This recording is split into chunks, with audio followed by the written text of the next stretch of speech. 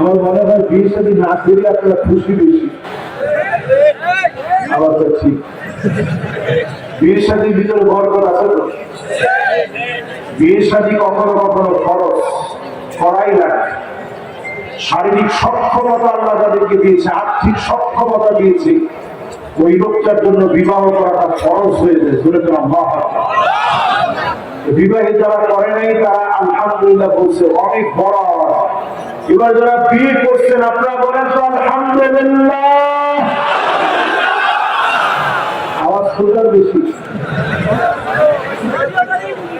না, না, যারা বিয়ে করছে তাদের আওয়াজ বেশি।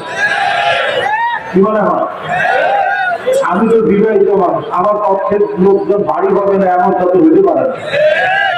দেখে তো যুবকরা তোমাদের প্রচুর শক্তি আছে, কিন্তু আওয়াজ করে যারা বিয়ে করে নাই তোমরা বলো তো আলহামদুলিল্লাহ। এদের আওয়াজ বেশি। এবার যারা বিয়ে করছেন আপনারা বলেন তো আলহামদুলিল্লাহ। না না, আলহামদুলিল্লাহ যারা বিয়ে করছে এদের আওয়াজটাই বেশি। এবার দুই গ্রুপ একত্রে মিলে পড়ি আলহামদুলিল্লাহ। খুশি না দাদা?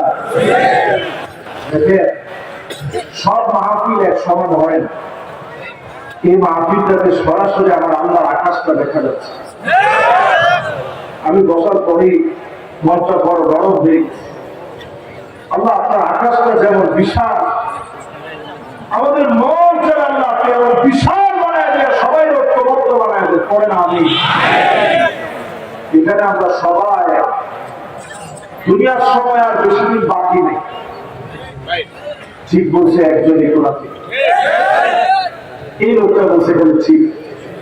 আর সব লোক চিন্তা করতেছে, হুজুর যতই আপনারা বলেন দুনিয়ার বেশি দিন বাকি নেই, আমরা বাকি না থাকলেও যতদিন বাঁচবো গুনাহের উপরে থাকতে থাকবে। এমন লোক আছে না? আজ থেকে আল্লাহ শুকরিয়া আদায় করে সিদ্ধান্ত নিব, গুনাহ থেকে ফিরে আসবো, যিনি আযাব উঠায় নেবেন তিনি কি? আসলে মাহফিল থেকে নবীজির নামে একবার দরুদ শরীফ পড়ি, সকলে মিলে কণ্ঠ তুলে পড়ি মুহাম্মাদুর রাসূলুল্লাহ সাল্লাল্লাহু আলাইহি ওয়াসাল্লাম। সবাই বলছেন মাশাআল্লাহ। আমি আর জানেবারের কথা বলবো না, সরাসরি তাফসীরের দিকে যাব। রাত কিন্তু এখন কম করে কয়টা? নাউযুবিল্লাহ বললাম। এই যে 11টা, এরপরে নাউযুবিল্লাহ বললেন না, এই জন্যই তো আমরা বক্তারাই বুঝেছি।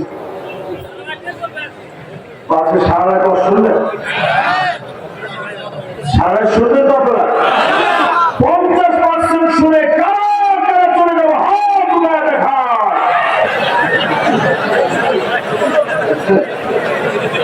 ওনারা নাকি সারা রাত 50% কিন্তু আপনাদেরকে খুঁজে পাওয়া যাচ্ছে না। বোঝেন নাই? না বুঝলে আমার আল্লাহ নিজেও মাফ করে। আপনি বুঝেন নাই, ঘুমের মধ্যে ছিলেন, উঠতে পারেন না, অবচেতন ছিলেন, খাতাটা যিনি বন্ধ রাখবেন তিনি কি? এই জন্য আমরা বুঝে শুনে বলি, কয় বছর শুনবো ভাই? 70 বুঝি না। এই মাহফিলে যারা আসছি 80% শুনে কারা কারা বাড়ি যাবো হাত উঠে দেখায় এরকম। এই জন্যই আমাদের ভাগ্যের পরিবর্তন হচ্ছে না। কত বছর শুনবেন? এত প্রশংসা করে নীলফামারী, ঠাকুরগাঁও, দিনাজপুরের ভাইদেরকে নিয়ে বিশাল এই মাহফিলে কত আগ্রহ নিয়ে বসছি। একটু আপনাদেরকে শোনাবো, আপনারা 50% কিছু লোক চলে যাবে, কিছু লোক চলে যাবেন 80%। আমার মাহফিলের হবে কি? 100% কারা কারা শুনবেন?